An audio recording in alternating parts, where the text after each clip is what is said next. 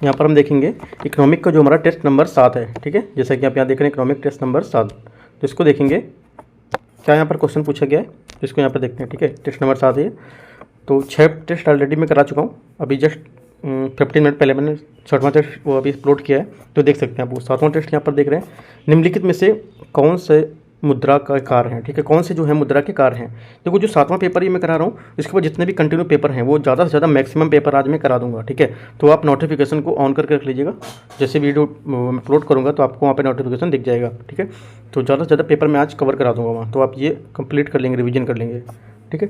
तो पहला क्वेश्चन क्या है, इनमें से कौन से मुद्रा के कार्य हैं। पहला क्या है, ये वस्तुओं और सेवाओं के मूल्य निर्धारण करने का कार्य करती है, ठीक है। वस्तुओं और जो हमारी सेवाएं उनका मूल्य निर्धारण कार्य करती है। जो उत्पादक वर्ग के लाभ व सरकार को राजस्व प्रदान करती है, ठीक है। ये क्या है, ये हमारी मुद्रा के कार्य बोल रहा है, कौन सा बताना है इसमें है, ठीक है। सेकंड क्या है, इसमें सेकंड बोला इसके माध्यम से केवल ब्याज और पेंशन का ही भुगतान किया जाता है, ठीक है। तो यहाँ पर बताना है कौन सा स्टेटमेंट इसका सही विकल्प होगा, यहाँ पे ये बताना है, राइट।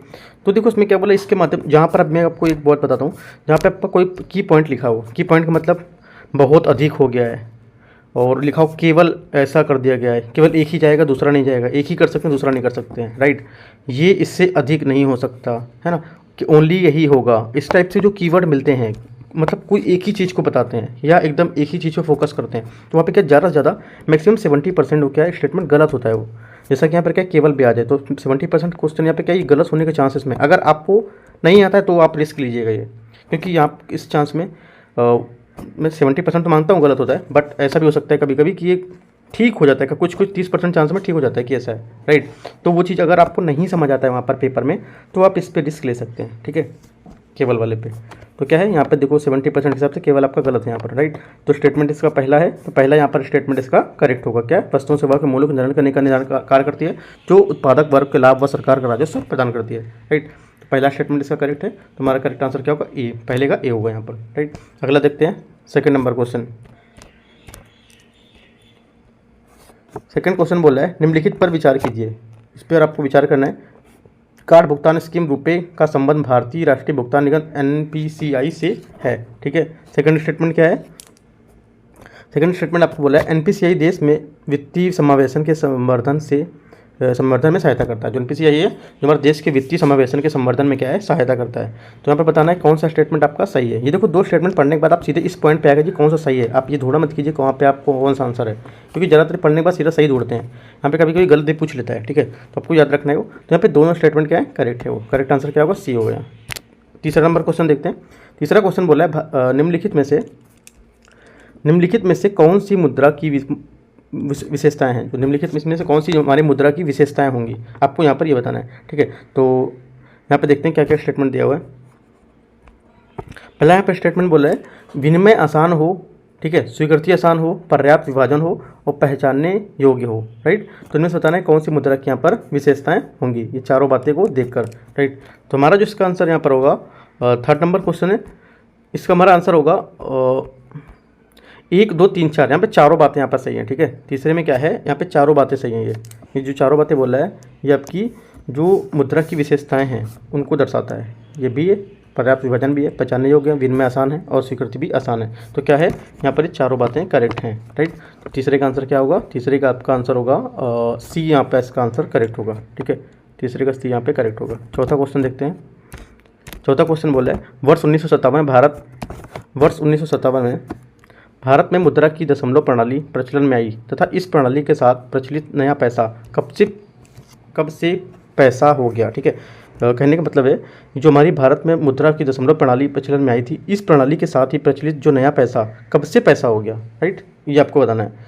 तो इसमें स्टेटमेंट है 4 नवंबर 1976, 27 मई 1968, 1 अप्रैल 1965, 1 जून 1964। तो आपको बताना है कौन सा स्टेटमेंट यहाँ पे करेक्ट होगा, ठीक है। तो देखते हैं,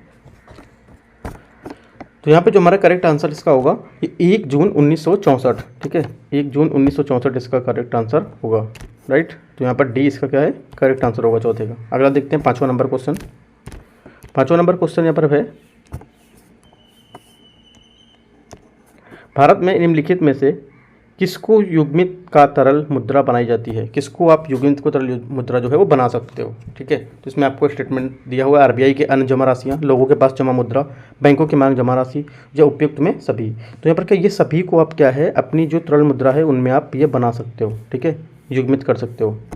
अगला क्या है, आर्थिक समीक्षा 2022-23 के अनुसार भारतीय रिजर्व बैंक ने अप्रैल 2022 में अपना सख्त मौद्रिक चक्र प्रारंभ किया, तब उन्होंने रेपो दर कितने आधार अंकों की वृद्धि की है। अभी जो आप इकोनॉमिक सर्वे है उस पर इकोनॉमिक सर्वे पे ही ये क्वेश्चन है। ठीक है, तो आपको बताना इंपॉर्टेंट हो जाता है क्योंकि इकोनॉमिक सर्वे बजट का क्वेश्चन ज़्यादातर इकोनॉमिक से पूछता है। तो यहाँ पर इसमें जो पेपर हैं इसमें सब में इंक्लूड कर दिया हो, यहाँ पर इंक्लूड है पेपर में क्वेश्चन, तो आप देख सकते हैं। राइट, तो इसका हमारा जो आंसर होगा कितना होगा, 225 यहाँ पर इसका आंसर होगा। आर्थिक समीक्षा 2023 के अनुसार भारतीय रिजर्व बैंक ने अप्रैल 2022 में अपना सख्त मौद्रिक चक्र प्रारंभ किया, तब उन्होंने रेपो दर कितने दर पर वृद्धि की है, 225 अंक की। ठीक है, तो हमारा करेक्ट आंसर क्या होगा, 6 का बी यहाँ पर करेक्ट आंसर होगा। अगला देखते हैं 7 नंबर क्वेश्चन।